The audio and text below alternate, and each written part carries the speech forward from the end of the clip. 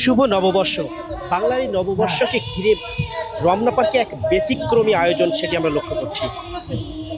রমনা পার্কের বিভিন্ন স্তরে বিভিন্ন সংগঠন তারা কিন্তু এই নববর্ষকে উদযাপন করতে বিভিন্ন ধরনের আয়োজন করেছেন এবং সেটি কিন্তু আমরা লক্ষ্য করেছি। বিভিন্ন জায়গায় গানের আসর বসেছেন, বিভিন্ন জায়গায় বাঙালির ঐতিহ্য সেই নজরুল সঙ্গীত, সেই রবীন্দ্রসঙ্গীত সেটি কিন্তু বাজানো হচ্ছে। এবং তার পাশাপাশি আমরা কিন্তু লক্ষ্য করছি যমুনার সামনের এই দিকটাকে, এখানে কিন্তু জামাতের এবং শিবিরের উদ্যোগে সেটি কিন্তু ব্যতিক্রমী আয়োজন, ইসলামী সাংস্কৃতিক সেটি কিন্তু এখানে চালানো হচ্ছে। তথা রমনা পার্কে দেশীয় যে বিভিন্ন কালচার সেটি কিন্তু তুলে ধরছেন। একদিকে গ্রাম অঞ্চলের গান সেটি কিন্তু তুলে ধরছেন এক প্রান্তে, আর একদিকে কিন্তু আমরা দেখতে পাচ্ছি বিএনপির যে জাসদ সেটি কিন্তু তারা তাদের সেই দেশীয় গান এবং নজরুল সঙ্গীত, রবীন্দ্রসঙ্গীত সেটিও কিন্তু বাজাচ্ছেন। এবং অপরদিকে আমরা কিন্তু লক্ষ্য করছি জামাত এবং শিবিরের উদ্যোগে এখানে কিন্তু দেশীয় যে ইসলামী সংস্কৃতি সেটিও কিন্তু তারা তুলে ধরছেন এবং সেখানেও কিন্তু মানুষের ঢল আমরা কিন্তু লক্ষ্য করেছি। এবং রমনা পার্কের এই বিষয়টা যদি আপনাদের জানানোর চেষ্টা করি, আমরা যখন রমনা পার্কের প্রবেশের ক্ষেত্রে শুরু করে সমস্ত স্তরে যখন আমরা দেখেছি বিভিন্ন ধরনের আইন শৃঙ্খলা বাহিনী এবং এখানে যে নিরাপত্তা সেটি বেশ নজরদারিতে কিন্তু রাখা হয়েছে। বিশেষ করে সিভিল ড্রেসে এখানে কিন্তু বিভিন্ন বাহিনী তারা কিন্তু আছেন এবং সাথে সাথে পোশাকধারী তথা র্যাব, বিজিবি এবং পুলিশ এবং কোস্টগার্ড এবং আনসার আসলে একজোটে তারা কিন্তু এই নিরাপত্তা কাজ করছেন এবং বিভিন্ন জায়গায় কিন্তু সিসিটিভির মাধ্যমে কিন্তু তারা এই নিরাপত্তা দিয়ে যাচ্ছেন।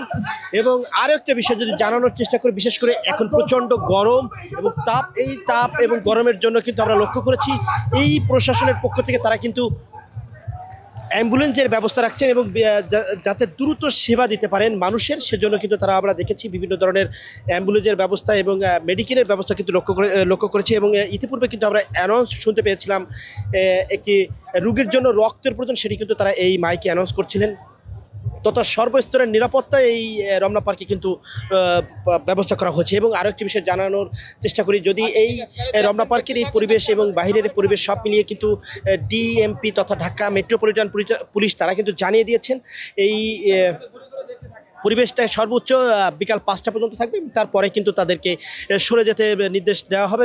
বিষয়টা বিশেষ করে নিরাপত্তার জন্য কিন্তু এই বিষয়টা রাখা হয়েছে। এবং এই প্রবেশের ক্ষেত্রে আমি যদি আরেকটা বিষয় জানানোর চেষ্টা করি, আমি যখন প্রবেশ করছিলাম ঠিক পল্টনের থেকে কিন্তু আমরা গণপরিবহন বন্ধ দেখেছি। বিশেষ করে এর ভিতরে কোনো গণপরিবহন প্রবেশ করতে দিচ্ছে না। পল্টন থেকে ঠিক শাহবাগের দিকে এবং মৎস্য ভবনের দিকে কোনো প্রকার গণপরিবহন কিন্তু প্রবেশ করতে দিচ্ছিলেন না। এবং শাহবাগ থেকে বাংলা মোটর থেকেও কিন্তু একই পরিবেশ সেটি কিন্তু দেখেছি, গণপরিবহন প্রবেশ করতে দিচ্ছেন না।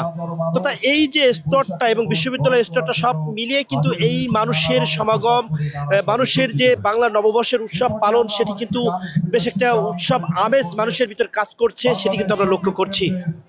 শিল্পীবৃন্দ, বাংলাদেশ সঙ্গীত কেন্দ্রের সম্মানিত সভাপতি আমাদের ওস্তাদ তফাজ্জল হোসেন খান, সেক্রেটারি আকরাম মুজাহিদ সহ, তো আমি আসলে কথা বলার চেষ্টা করছি আসলে এই উৎসব আনন্দ রমনা পার্কে এসে কেমন লাগছে? সঙ্গীত কেন্দ্র তাদের জন্য জোরে অন্যবার কি এসেছিলেন?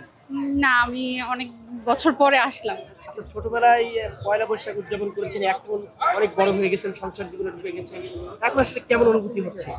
আগে থেকে একটু ডিফারেন্ট। আগে যেমন অনেক হই হুল্লা করতে পারতাম, এসে অনেক এনজয় করতে পারতাম, এখন তার তেমনটা না। বাচ্চা কাচ্চা নিয়ে অনেক ইয়ে করতে হয়। আপনি আসলে কোথা থেকে এসেছেন? আমি মোহাম্মদপুর থেকে এসেছি। এই মোহাম্মদপুর থেকে আসতে এবং রমনা পার্কের ভিতরে প্রবেশ করছেন, টোটালে নিরাপত্তা কেমন দেখছেন আজকে শহরে? হ্যাঁ, মোটামুটি এবার অনেক ভালো আছে, সব নিরাপত্তা সবকিছু ঠিকঠাক। দর্শক যেমনটি বলছিলেন নিরাপত্তার বিষয়ে এই রাস্তার তথা যে শহরের যে পূর্ণ যে নিরাপত্তা সেটি কিন্তু আমরা একটু ইতিপূর্বে কিন্তু বলেছি এবং সেটি কিন্তু আমরা লক্ষ্য করছি।